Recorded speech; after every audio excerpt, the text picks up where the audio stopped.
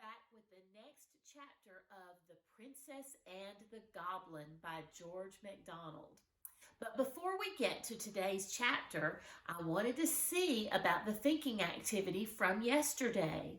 Were you able to talk to someone and find out something about your father's mother? That would be your great great grandmother. Were you able to find out anything about her, like how old she would be now and what her name was?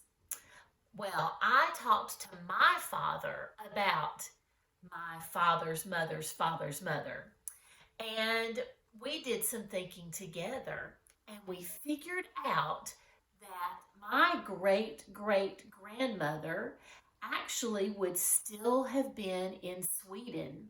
And as my father and I talked, I realized that because my grandmother's father came over to the United States from Sweden, and then my grandmother was born in the United States, that my grandmother probably never met her grandmother.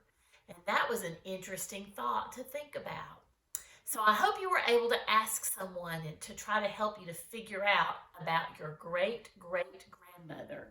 And if you didn't, maybe you want to do that later on. Well, let's get to today's chapter, chapter 4, What the Nurse Thought of It. Where can you have been, Princess? Asked the nurse, taking her in her arms. It's very unkind of you to hide away so long. I began to be afraid. Here she checked herself. What were you afraid of, Nursey? Asked the princess. Never mind, she answered. Perhaps I will tell you another day. Now, tell me where you have been.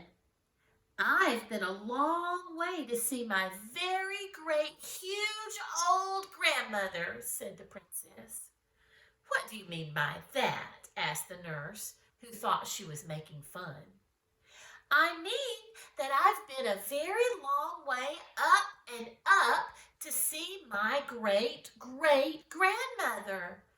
Ah, oh, Nursey, you don't know what a beautiful mother of grandmothers I've got upstairs. She is such an old lady with such lovely white hair, as white as my silver cup. Now, when I think of it, I think her hair must be silver. What nonsense you are talking, princess, said the nurse.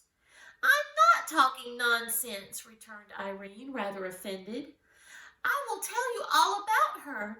She's much taller than you and much prettier. Oh, I dare say, remarked the nurse. And she lives upon pigeons' eggs. Most likely, said the nurse. And she sits in an empty room, spinning all day long. Not a doubt of it, said the nurse. And she keeps her crown in her bedroom.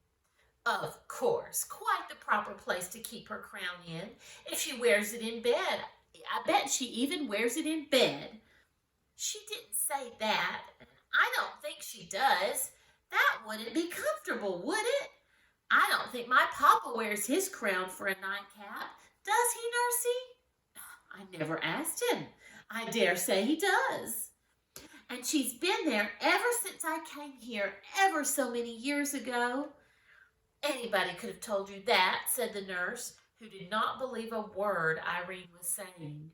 Why didn't you tell me then?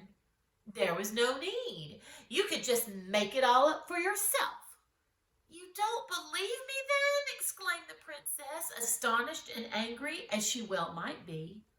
Did you expect me to believe you, princess? Asked the nurse coldly.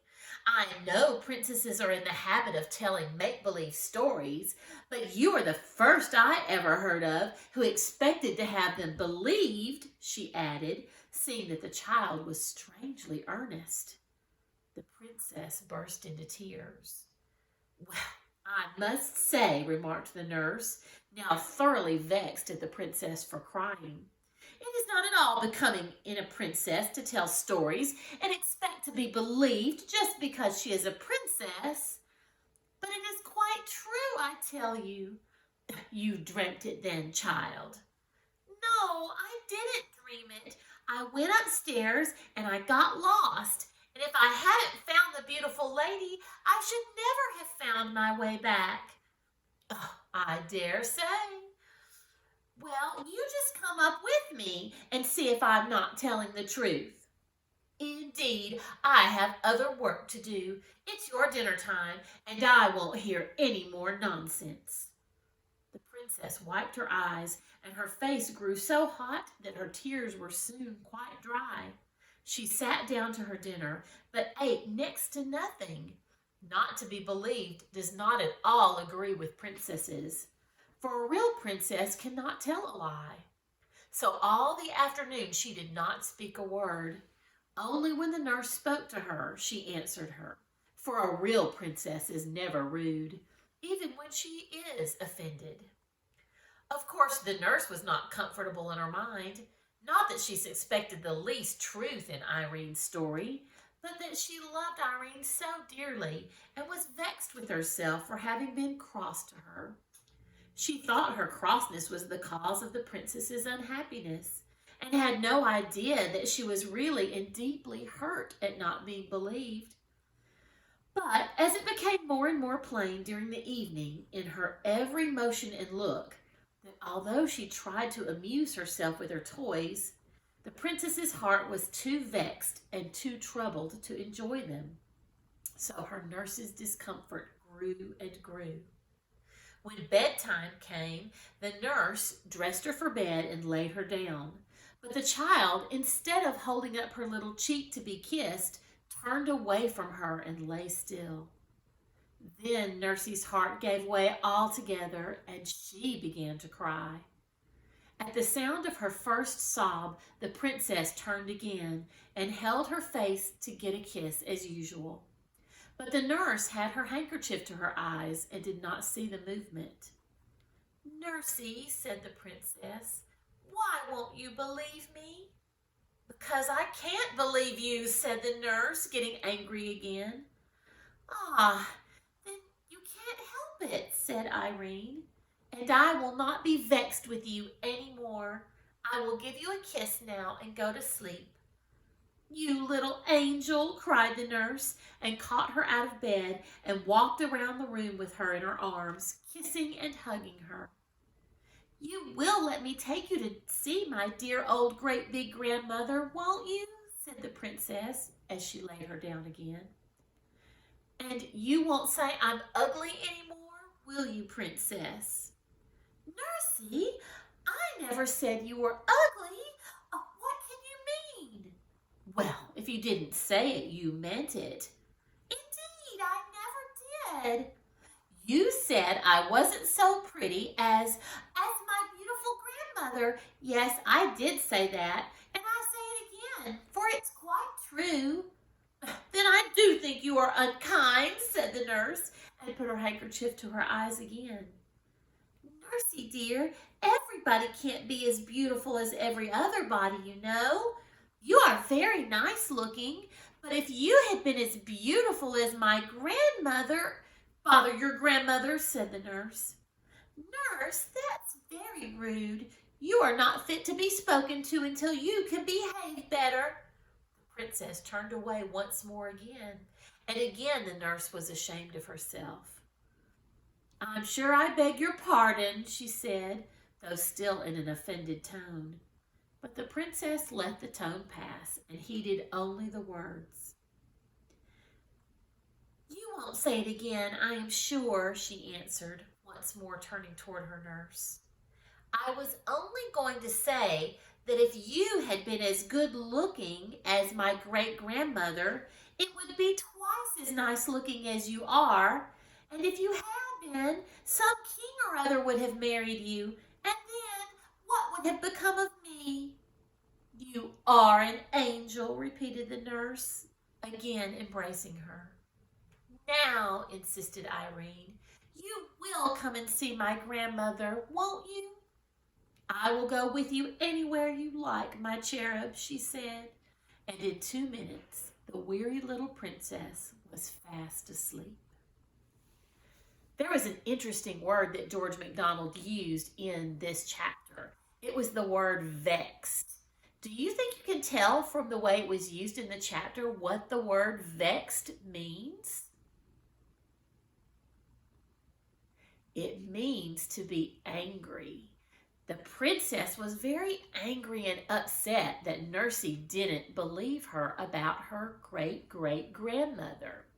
So for your thinking challenge today, I'd like you to do some thinking about the word vexed. And remember, it means mad. And while you're thinking, I'd like you to think about how mad you can get or a person can get. And I'd like you to use a simile to describe that. A simile is when you compare two things together. So I have the beginning of a sentence here. It says, the princess was as vexed as, and then you would finish that sentence with a phrase or a word, but usually it's more interesting if you can use a whole phrase. And then see what an interesting sentence you can make. You might even want to get a separate sheet of paper and write down several ideas so that you can choose your very best one. But think about, the princess was as vexed as. Think about an example of someone or something that gets very, very angry. Maybe it's a book character or a character from a TV show or a movie.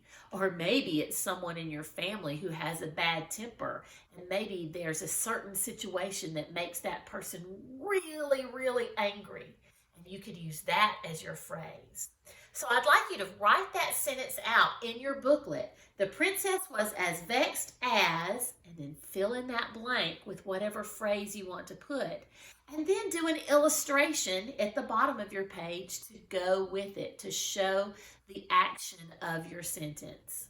Well, I hope you have a great time thinking about the word vexed and thinking about examples of ways you could use that, a simile, to describe the princess's feelings. Well, until next time, bye-bye.